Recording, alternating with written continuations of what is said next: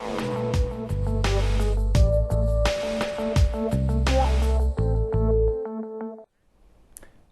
the 5th World Summit on Urban Tourism just came to an end, and today, as we have Afolake Oyinloye with travel today and tourism on our set, we are speaking to the UN World Tourism Organization Head of Communication, Sandra Carvao.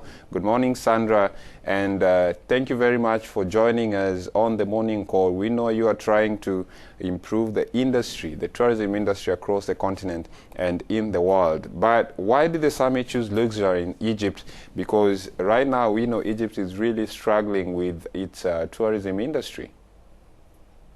Very much. We have just finished actually 3 days of meetings organized by the World Tourism Organization, a specialized agency of the United Nations for tourism in Luxor. The first event was the meeting of our Executive Council, and that was followed by the 5th UNWTO City Tourism Summit. This is a very important statement of confidence of the international tourism community being here in Egypt and in Luxor. And I must say that it has been fantastic 3 days, very good attendance. We had more than 400 participants in the summit from 40 different countries around the world. And discussions and the support of the Egyptian tourism authorities have been very significant as well, and we are very pleased with the outcome of the summit and with all the works that have been carried out in these 3 days. And Sandra, what are the main measures and directives that came out of this summit? We concluded this day's conference on the of engaging host communities and local culture with tourism development. The main theme of the City Tourism Summit was how to engage local culture with tourists, and we touched several points in this respect.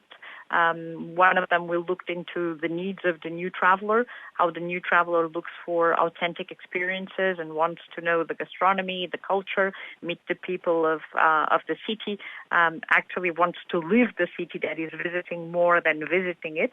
And we also discussed issues of how to manage city tourism to avoid congestion in certain places. Many cities in Europe particularly are facing a moment of congestion, and that needs to be addressed. And we also spoke, being here in Luxor, about how to use the resources that are generated by tourism to help cultural preservation. The experts shared some examples from around the world, but most importantly, tourism is probably one of the sectors mostly effective in gathering economic resources to help cultural preservation. Well, Sandra, you're talking about urban tourism. Right now and on the present day, people are really having a conversation around ecotourism. Is the WTO trying to, do they have a concern with regard to this rather? Yes, definitely. We always put the emphasis on the issue that there can be no tourism development without sustainability. And we always also reinforce the idea that when we talk about sustainability, we're talking about the 3 pillars of sustainability: economic sustainability, social, so the engagement of communities, and also environmental. And in a city, sometimes we don't think that that is the case, but also there is an important impact in terms of environment, because there are issues of consumption of energy, of water, of waste management.